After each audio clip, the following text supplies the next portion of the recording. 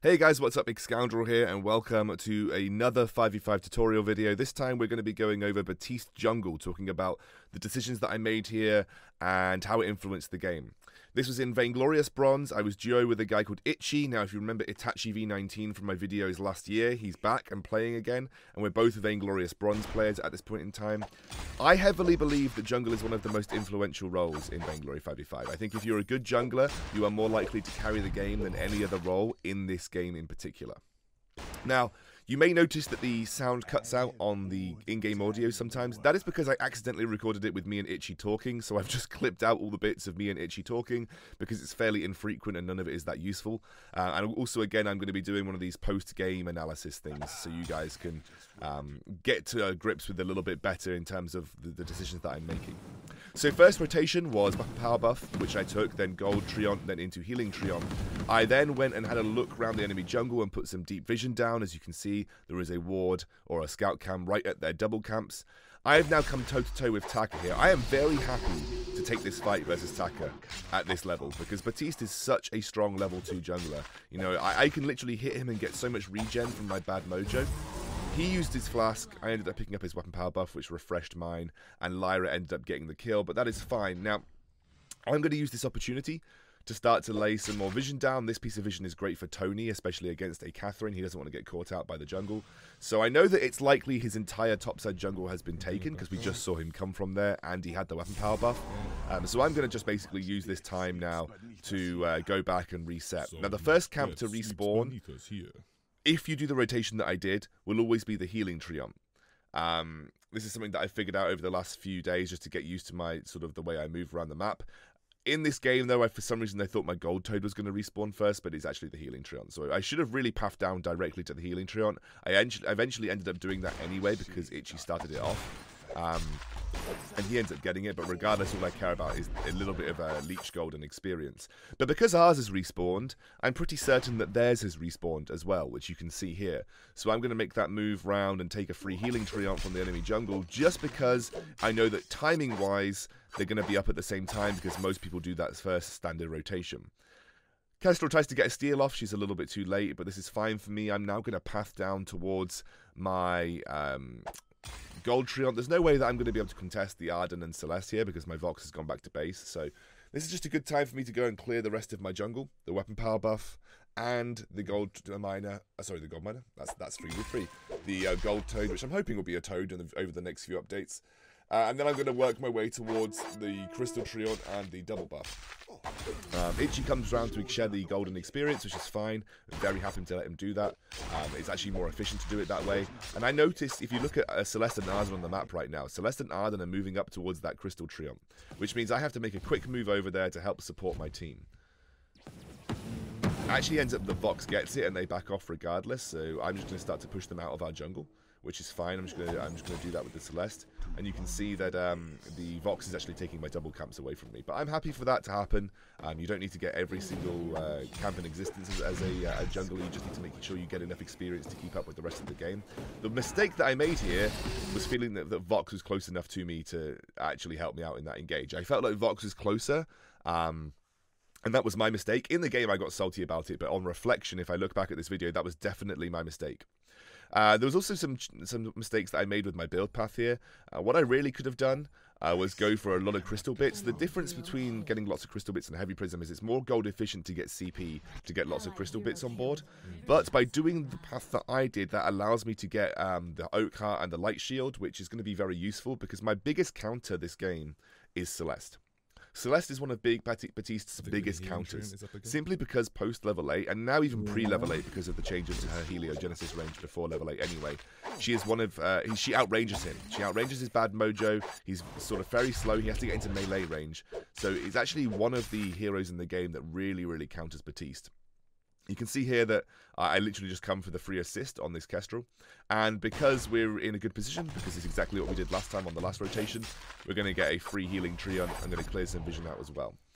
Now, I know that their double camps came up very shortly after the healing treants, and this is a good opportunity for me to, again, go get some deep vision down and try and take these double camps away. I'm actually fairly scared because I can't see Taka or Celeste, but I feel confident enough that I have the tools to escape, and getting one of those double camps is probably okay for me, and I'm not going to stick around any longer. That's taking away enough from Taka that it's kind of putting him a little bit behind, but also keeping me in a healthy position. Taka was in the top side jungle, which means that I'm just going to slowly piece out towards my gold toad or gold oak that has respawned, and I'm going to take that off the map now. Which is, again, you know, we're just starting to farm up and really just keeping an eye on happenings on the map. There's been nothing crazy for me to influence in terms of lanes.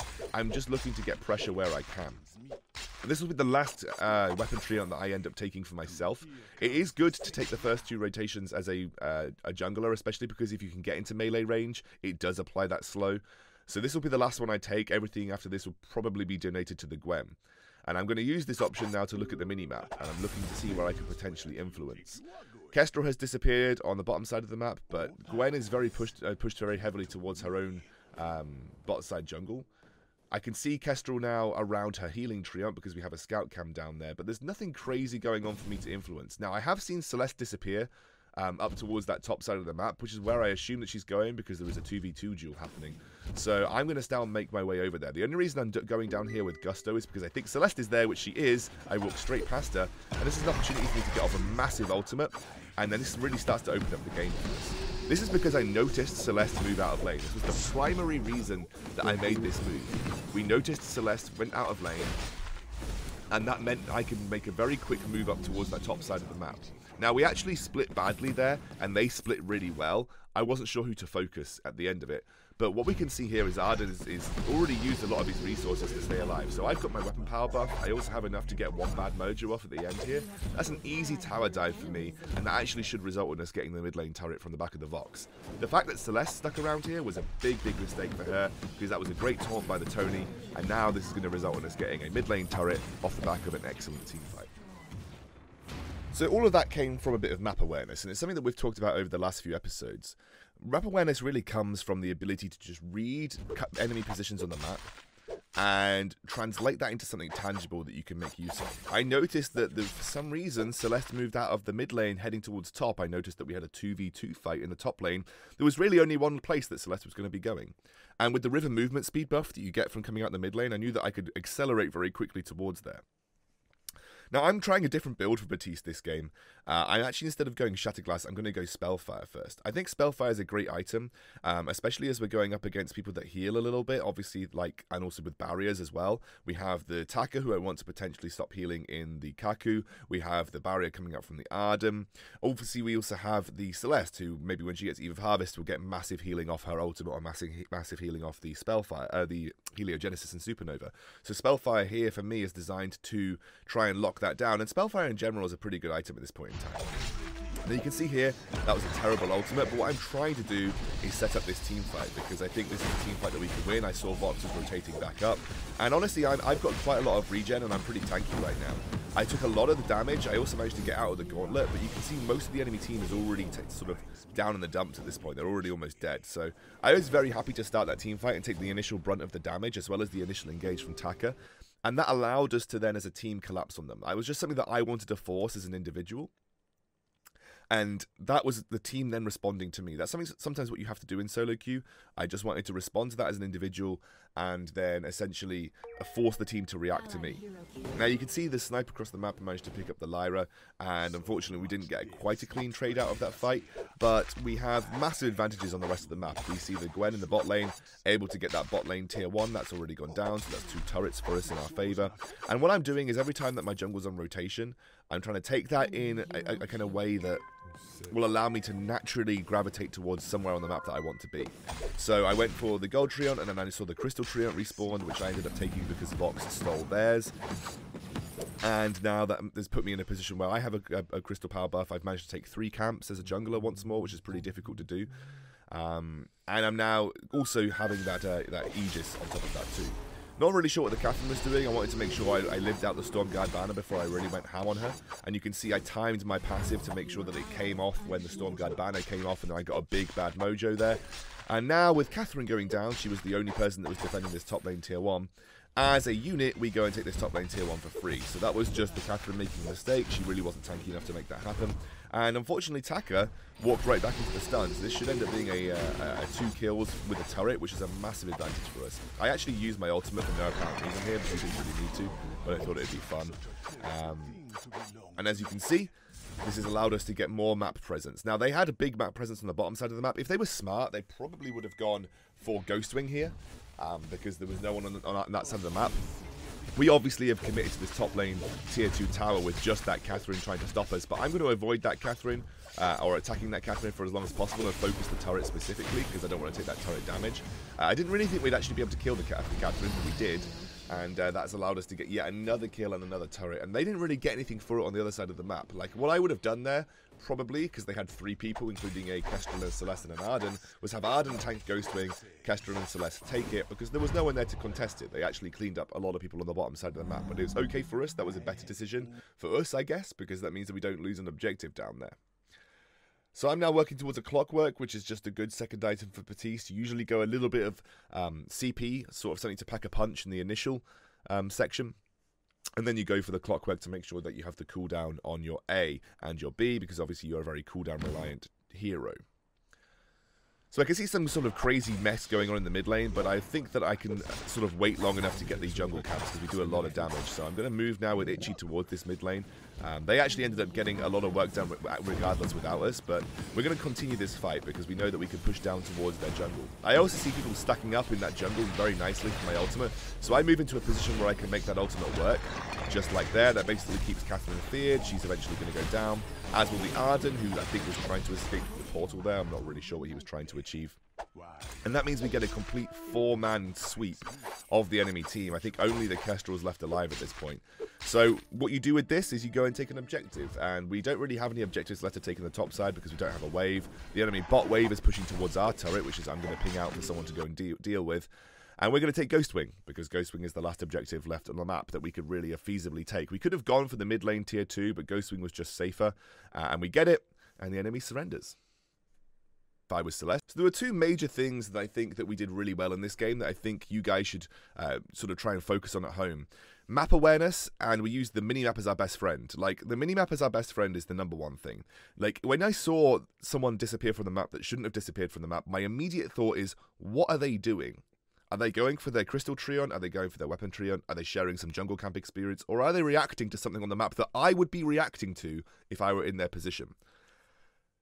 And that's what I saw with Celeste, you know, that kind of set up the team fight that allowed us to really accelerate this game. I saw that with Celeste because she disappeared towards top when there was a 2v2 happening near the river, and I thought, well, why I would have gone up if I was Celeste. I've got a movement speed buff in the river, I could have done that.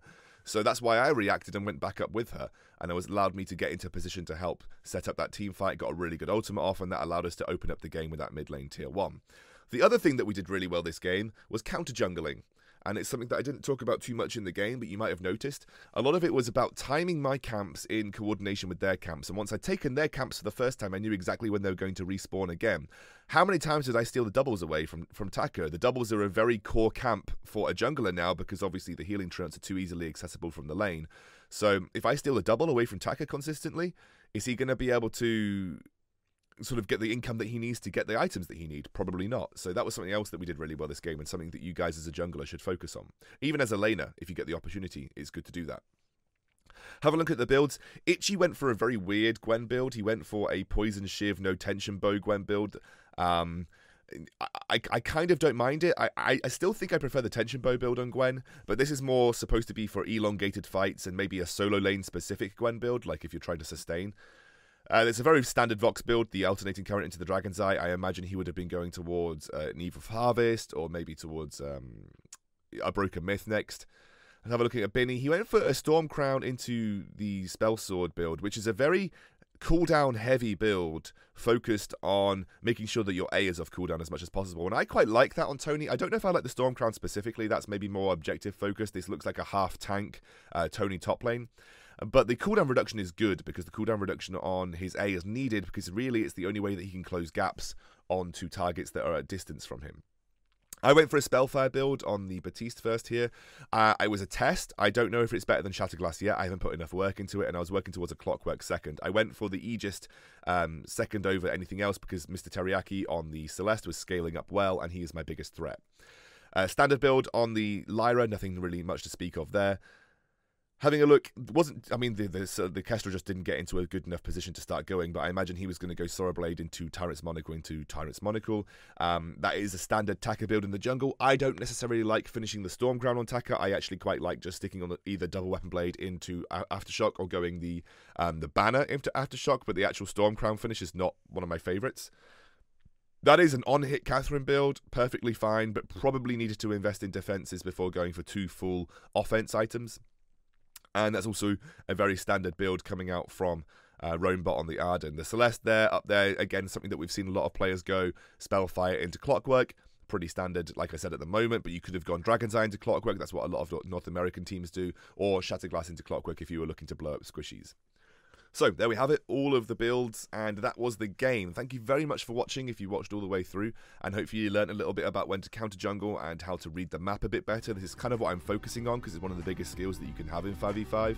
I will be doing a couple of videos on PUBG and also a video talking about esports this week. I'm going to try and get them out before I go away. I'm going away today and I'm going to schedule them for upload towards the later end of the week. Thank you very much, guys. I will see you soon.